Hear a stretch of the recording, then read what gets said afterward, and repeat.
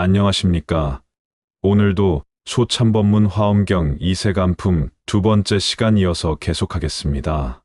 구독자 여러분, 화엄경 이세간품에는 200가지 물음에 대해 무려 2000가지의 답이 나옵니다.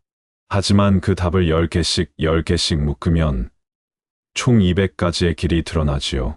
오늘 우리가 함께 살펴볼 내용은 바로 그 가운데 176번째, 바로 부처님의 업입니다. 자, 이 말씀을 들으시고 가볍게 넘기지 마십시오. 부처님의 업이라는 말, 이 짧은 네 글자 속에 얼마나 깊고 광대한 의미가 담겨 있는지요.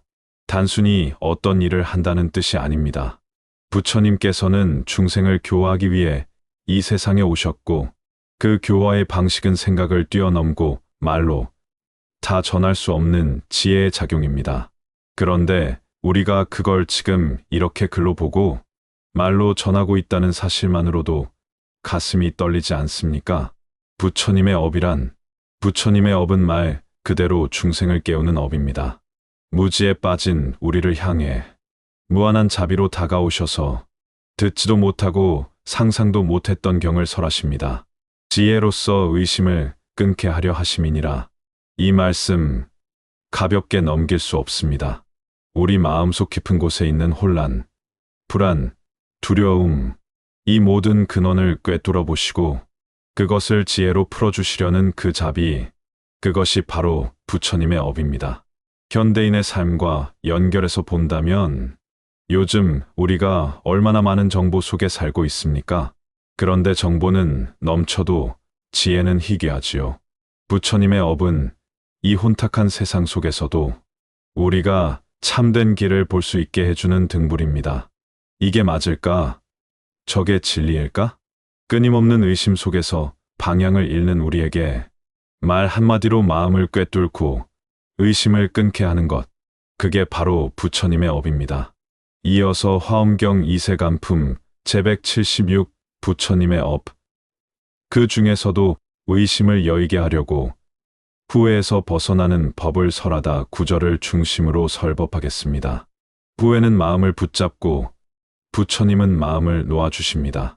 오늘 우리가 함께 나눌 구절은 참으로 마음을 울리는 문장입니다. 후회함에 얽힌 이에게 벗어나는 법을 설함이 부처님의 업이니 의심을 여의게 하는 연고이니라. 그렇습니다. 후회에 얽혀 살아가는 중생에게 그 굴레에서 벗어나는 길을 가르쳐 주는 것, 그것이 바로 부처님의 업입니다. 그리고 그 가르침은 우리가 삶에서 겪는 이심과 후회의 고통을 끊는 힘이 됩니다. 후회의 덫, 누구에게나 있다.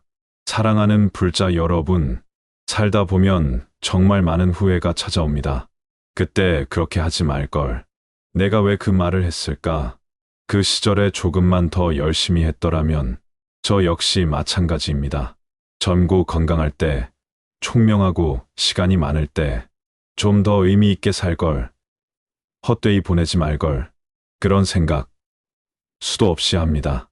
하지만 그런 후회가 지금의 삶을 망치고 지혜와 자비를 실천할 수 있는 지금 이 순간을 갉아먹게 둬서는 안 됩니다. 부처님은 후회에 빠진 이에게 뭐라 하셨나? 부처님께서는 우리에게 이렇게 말씀하십니다. 과거를 되뇌이며 후회하는데 머물지 말고 지금 이 순간을 살라. 지금 이 순간을 깨달아라. 왜냐하면 지나간 과거는 단 1초도 되돌릴 수 없고 아직 오지 않은 미래는 그저 상상일 뿐이기 때문입니다. 그러니 후회 속에 머무르지 말고 지금 이 순간, 지금 여기서 무엇을 말하고 무엇을 생각하고 어떤 마음을 내는가, 그것을 돌아보라고 하십니다. 그렇게 지금을 바로 쓰는 것, 그게 바로 부처님이 우리에게 전하고자 하신 길, 즉 부처님의 업입니다. 후회에서 벗어나 의심을 끊는 길. 사실 후회라는 감정은 내가 지금 잘못 살고 있는 건 아닐까? 이미 늦은 건 아닐까? 이런 의심과 함께 자라납니다. 그 의심이 반복되면 마음은 점점 더 작아지고 삶은 점점 더 어두워지지요. 그런 우리에게 부처님은 이렇게 말씀하십니다. 후회하지 말고 깨어 있으라. 과거에 얽매이지 말고 오늘을 정성껏 살아라. 이 가르침을 듣는 순간 우리 안에 있던 후회의 그늘이 서서히 걷히고 그 자리에 지금 이 순간을 위한 밝은 마음이 피어납니다. 맺은 말입니다. 후회보다 각성, 의심보다 신심. 구독자 여러분, 인생에는 늘 돌아보고 싶은 길이 있고 늘 되돌리고 싶은 장면이 있습니다. 하지만 부처님은 말씀하십니다. 그 장면에 머물지 말고 지금 이 순간의 마음을 밝혀라. 후회보다 각성을, 의심보다 신심을 택하십시오. 그리고 오늘 마음속으로 조용히 이렇게 발언해 보십시오. 나는 이제 후회하지 않겠습니다. 나는 지금 이 순간 부처님의 가르침으로 살아가겠습니다.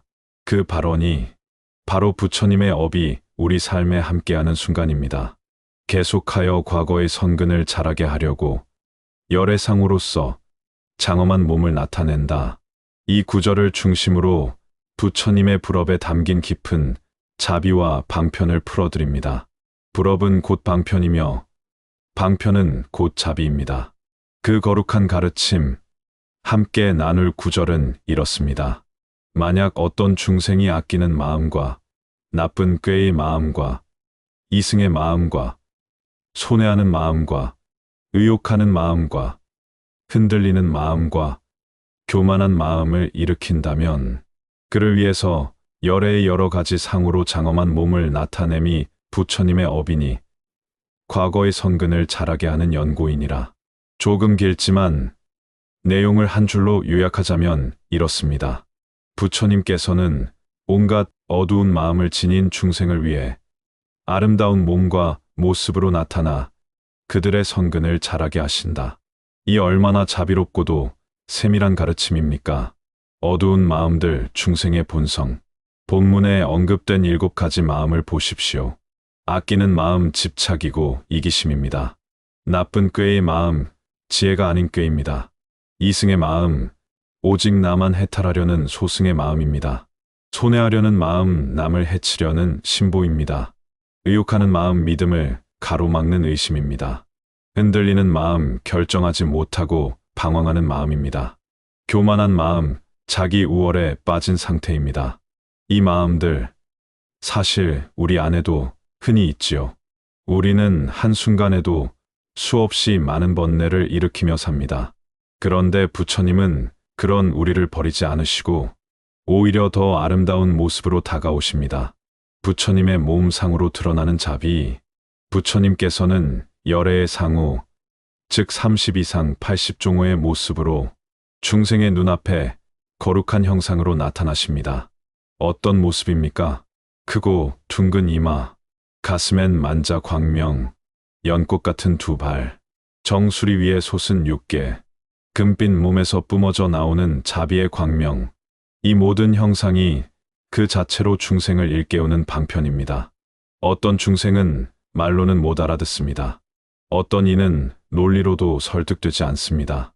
그럴 때 부처님의 모습, 그 자체가 법문이 되는 것입니다. 왜 그렇게까지 하시나? 선근을 자라게 하기 위해 부처님께서는 왜 이렇게까지 하실까요? 한마디로 말하자면 중생 안에 숨어있는 선근을 자라게 하시기 위해서입니다. 비록 지금은 번뇌투성이지만 과거 생에서 지었던 작은 선한 씨앗이 있기에 그 씨앗을 부처님의 광명과 모습으로 깨워주시는 것입니다. 그러면 의욕은 신심으로, 교만은 겸손으로, 손해의 마음은 자비로 조금씩 변해가게 됩니다. 이것이 곧 부처님의 업이다. 이런 자비와 방편, 그 모든 것이 부처님의 업, 즉 불업입니다. 불업이란 곧 어떤 존재도 포기하지 않는 마음이며 모든 중생을 위한 끝없는 수단과 실천입니다. 이 가르침을 아는 우리는 이제 감히 말할 수 있습니다. 나도 부처님처럼 누군가를 위해 따뜻한 모습 하나 내어놓을 수 있기를. 맺은 말입니다. 나도 누군가에게 광명이 되기를. 사랑하는 불자 여러분, 오늘도 혹시 마음속에 아끼는 마음, 의혹, 교만이 있다면 부처님을 떠올려 보십시오. 그분은 그런 중생에게 오히려 더 밝고 거룩한 모습으로 다가오셨습니다. 그러니 우리도 그렇게 살아가야 하지 않겠습니까? 오늘 하루 내가 누구에게 거룩한 얼굴이 될 수 있을까? 내가 누구의 성근을 자라게 하는 한마디를 할 수 있을까? 그렇게 살아가는 것, 그것이 바로 우리 모두가 부처님의 업을 본받는 길입니다. 오늘 공부할 마지막 구절은 훌륭한 지혜가 청정함으로 정법을 널리 설하여 이익하게 하신다입니다. 온탁한 시대일수록 정법은 희귀하고 그래서 더 소중합니다. 오늘 우리가 나눌 구절은 다음과 같습니다. 바른 법을 만나기 어려울 때 법을 널리 설하여 그들로 하여금 듣게 하고는 다란이의 지혜와 신통한 지혜를 얻게 하여 한량없는 중생을 두루 이익하게 함이 부처님의 업이니 훌륭한 지혜가 청정한 연구이니라. 이 구절은 왜 부처님께서 평생 법을 설하셨는지 그 가장 깊은 이유를 알려주는 말씀입니다. 정법을 만나기 어려운 시대.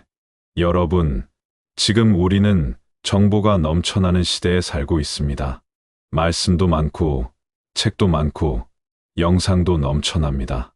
그러나 그 가운데 정법, 부처님의 참된 가르침은 그리 많지 않습니다.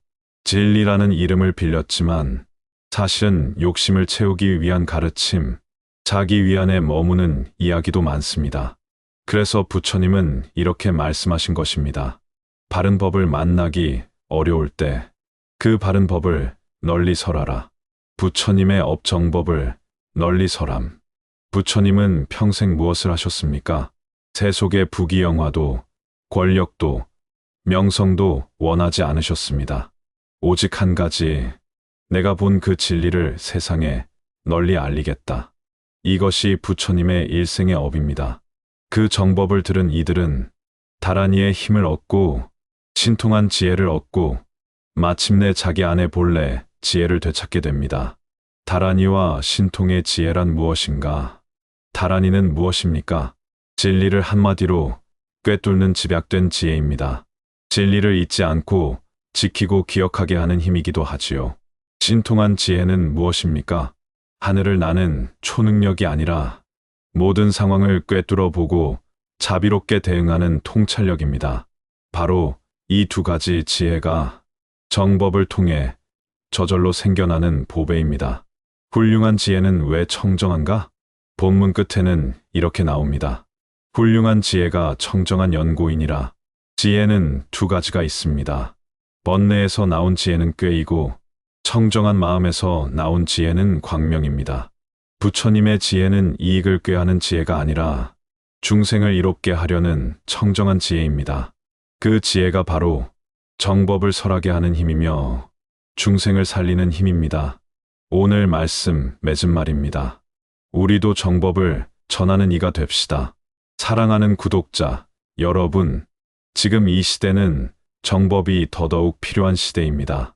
그래서 부처님의 업을 본받아 우리도 올바른 말씀, 선한 영향력, 청정한 마음을 세상에 나누어야 하겠습니다. 오늘 하루 이렇게 발언해 보십시오.